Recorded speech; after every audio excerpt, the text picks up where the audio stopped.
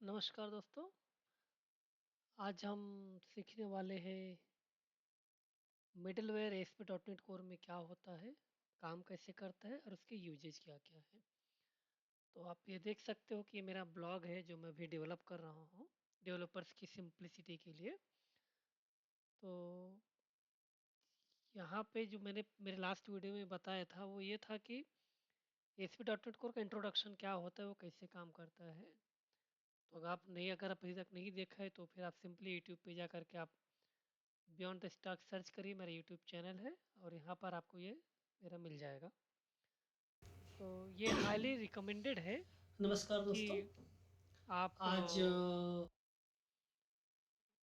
Middleware समझने से पहले इसको पूरा देख लें, आपके बैकग्राउंड के लिए बहुत अच्छा होएगा। तो अभी हम क्या करेंगे, अभी हम आगे बढ़ेंगे सेकंड टॉपिक के लिए। तो फिर इसमें मैं क्या पॉइंट कवर इसमें मैं ये 3 पॉइंट कवर करूँगा: ASP dot net core, project setup कैसे करें, मिडलवेयर कैसे होता है, एंड इसके बाद जो मेरे रिमेनिंग टॉपिक है वो मैं कवर करूँगा आगे धीरे धीरे। हम वन बाय वन स्टेप चलेंगे सो दैट ये बिगिनर्स के लिए भी बहुत यूजफुल रहे। तो फिर सबसे पहले हम क्या करते हैं, यहाँ पे ये मेरा प्रोजेक्ट है, लोकल प्रोजेक्ट है जो मेरा चल रहा है ऑन है यहाँ पे। तो फिर पहले अपन इससे करेंगे, यहाँ पर देखते हैं। तो मैं ब्लॉग में अगर मैं जाता हूँ तो हाँ, तो understanding middleware in ASP dot net core, middleware होता क्या है, ये काम कैसे करता है। उससे पहले हम ये देखेंगे कि प्रोजेक्ट सेटअप कैसे करते हैं। तो मैं जस्ट एक फ्रेश प्रोजेक्ट ओपन कर रहा हूँ, मैं न्यू प्रोजेक्ट क्रिएट किया यहाँ से। एंड देन मैं A S P dot net core API open करता हूँ, ये कोर वेब एपीआई है मेरे पास। ये मैं मिडल वेयर एग्जाम्पल नाम देता हूँ इसको। नेक्स्ट। अभी मेरा डॉट नेट एट मेरी मशीन में इंस्टॉल्ड हो गया है, उसको मैं रिस्टार्ट करूँगा तो सपोर्ट करेगा। अभी के लिए मैं डॉट नेट सेवन से चलता हूँ एंड देन मैं इसको क्रिएट कर रहा हूँ। ठीक है। तो आप ये देख सकते हो कि यहाँ पर एक पूरा का पूरा मेरा प्रोजेक्ट रेडी हो गया है डॉट नेट कोर में। तो डिपेंडेंसी जो प्रॉपर्टीज है कंट्रोलर में आपको रेस्ट एपीआई कंट्रोल मोस्टली मिलेगा। ये कंट्रोल बेसिस ये एपीआई कंट्रोलर है। अगर मैं इसको रन करूँगा सिंपली तो फिर ये आपको एक एपीआई रन करेगा जहाँ पर आपको इसका ये डेटा मिलेगा, फ्रीजिंग पॉइंट जो भी है। लेट्स चेक कैसे दिखता है ये।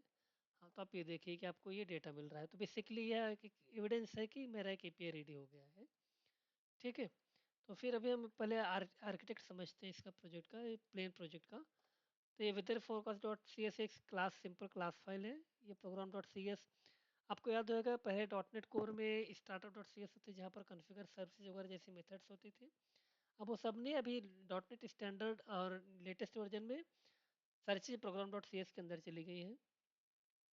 अब सेटिंग्स डॉट जेसन फाइल है जहाँ पर आप आपकी ऐप लेवल सेटिंग्स स्टोर कर सकते हो। ये बहुत ही यूजफुल होता है जब भी आप आपके प्रोजेक्ट को डेवलपमेंट मोड में रखते हो, या और फिर आपकी की तो सेम रहती है बट आपकी जो वैल्यूज है वो चेंज हो जाती है। जैसे आपका कनेक्शन स्ट्रिंग, तो आपका जो डेवलपमेंट डेटाबेस है वो अलग होता है बट आपका प्रोडक्शन डेटाबेस का कनेक्शन स्ट्रिंग अलग होता है। तो ये सारी चीज़ें यहाँ पे करते हैं हम लोग। तो अभी आप सब देख सकते हो यहाँ पे एकदम प्लेन है। तो फिर हम क्या करेंगे, अभी अभी इस प्रोजेक्ट पे चलते हैं।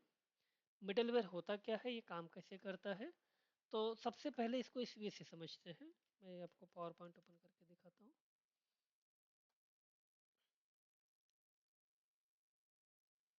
ठीक है।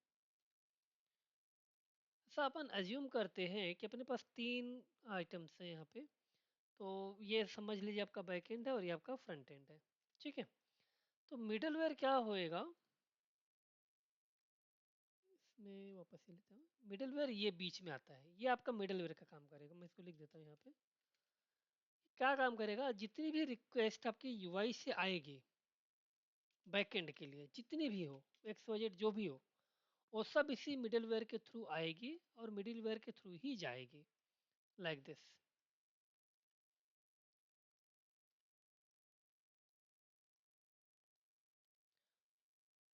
ठीक है।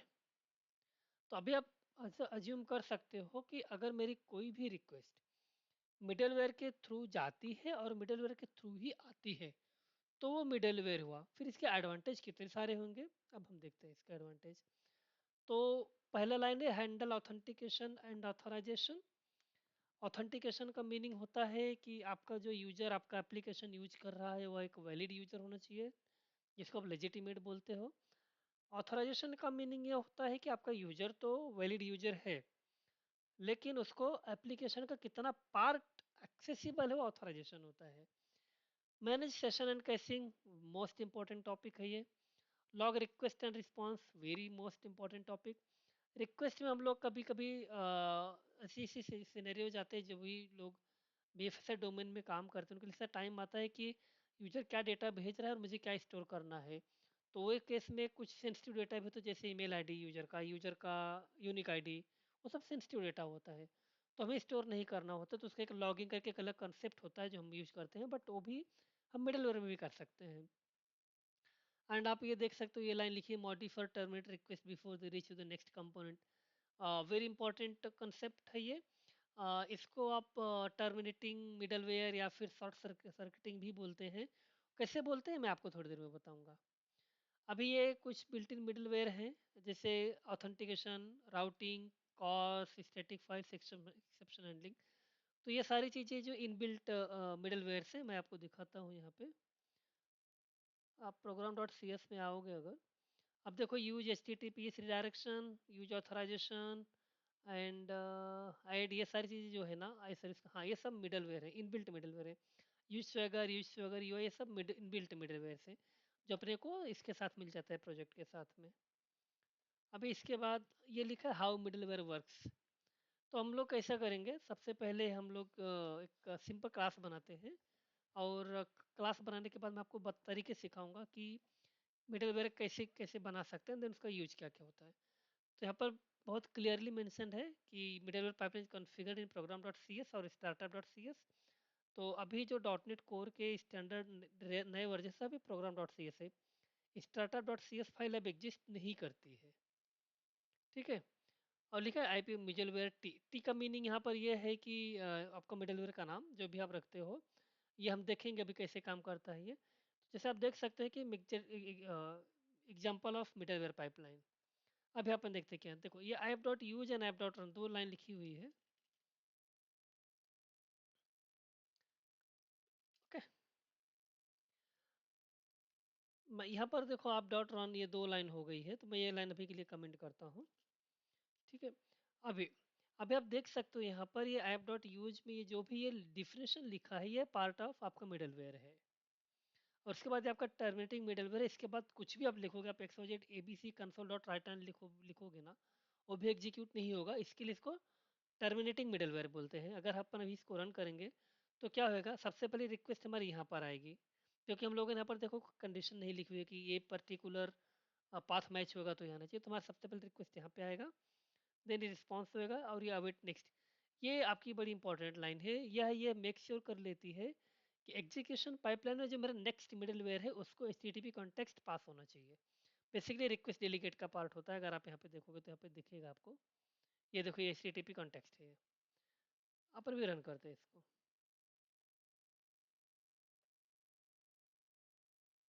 Console dot write line.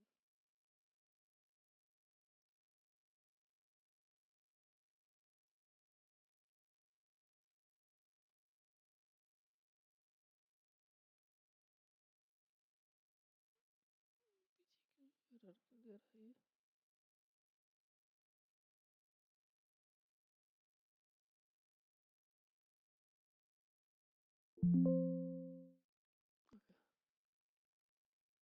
इसका पोर्ट चेंज करते, H T T P S पे भी ये नहीं चल रहा है।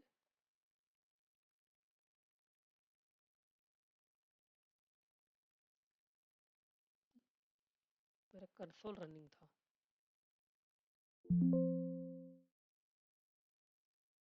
Enable to connect server is no longer running. Okay, पहले मैं मेरे ये प्रोजेक्ट में बंद करता हूँ, मेरा दूसरा वाला। ये मैं स्टॉप किया, अभी मैं वापस इसको रन करूँगा।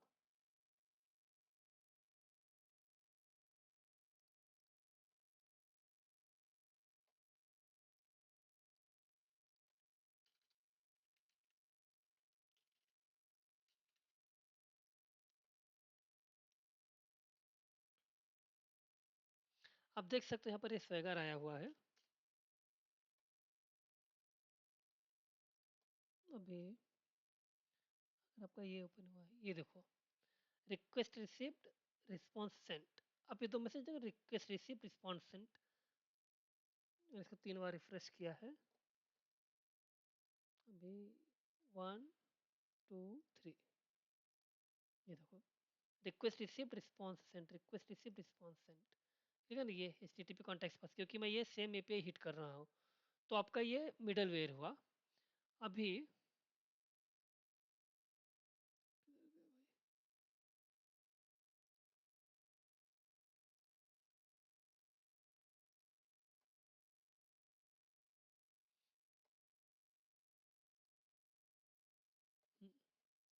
तो ये जो हमने लाइन लिखी थी हमने देख लिया, टर्मिनेटिंग मिडल वेयर है इसका, जो भी है। ये टर्मिनेटिंग मिडल वेयर है, आपका कंडीशनल है, आपका कंडीशनल है।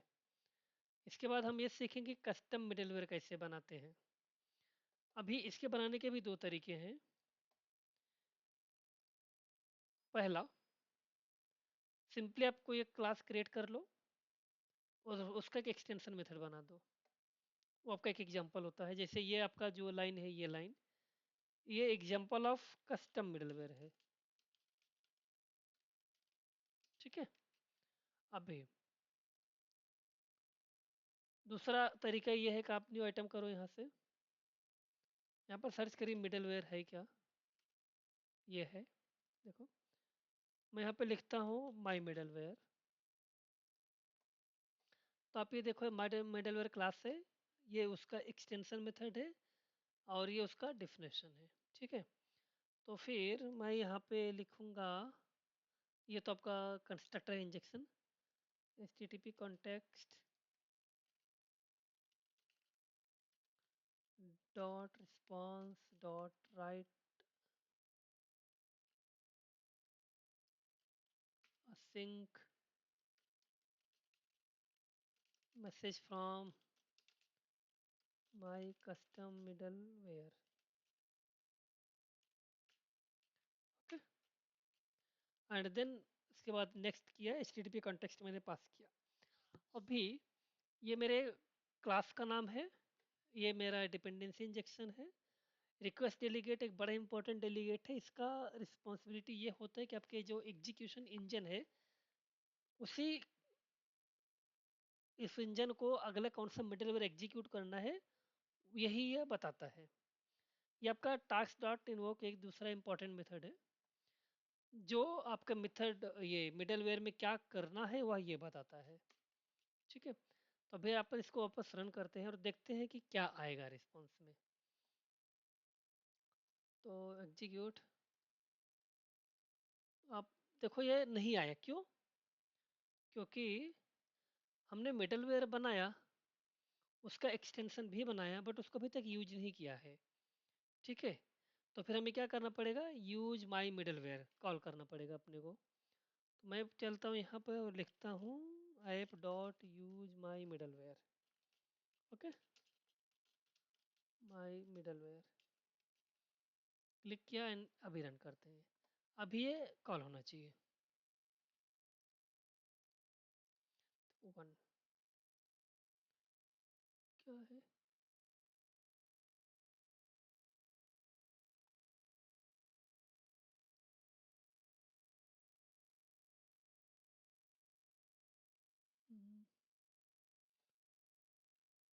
Developer exception middle. Okay, response has already start. Okay, so response has already started, इसलिए वहाँ पे वो आया हुआ है। मैं इसको ये लाइन चेंज करके मैं इसको लिख देता हूँ कंसोल डॉट राइट लाइन।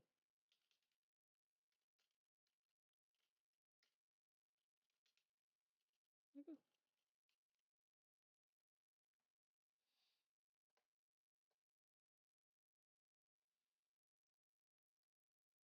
1 2 3, ये देखो, देखो है ना, message from my custom middleware, message from my custom middleware, message from my custom middleware.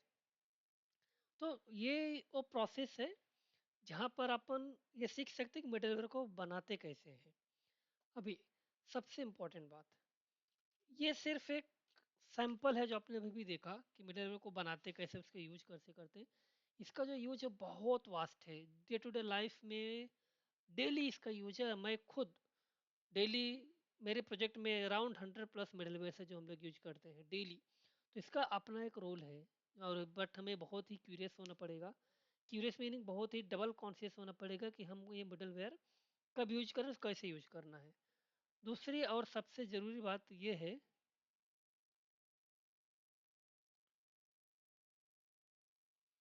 कि मिडलवेयर की रिस्पॉन्सिबिलिटीज़ क्या क्या है। ठीक है, तो हमने ये देख लिया मिडलवेयर काम कैसे करता है। हमने ये भी देख लिया कि मिडलवेयर को बनाते कैसे हैं। ये अपना एक्सटेंशन मेथड है। अभी बेस्ट प्रैक्टिसेस क्या क्या है। सबसे पहले, क्योंकि मिडलवेयर हमेशा एग्जीक्यूट होता है, अगर आपने कोई कंडीशन टर्मिनेटिंग कंडीशन नहीं लिखी है तो वो केस में अगर आपका middleware should be responsible for one task only. आपका कोई भी middleware more than one task कभी भी परफॉर्म करना चाहिए, that is a very bad practice.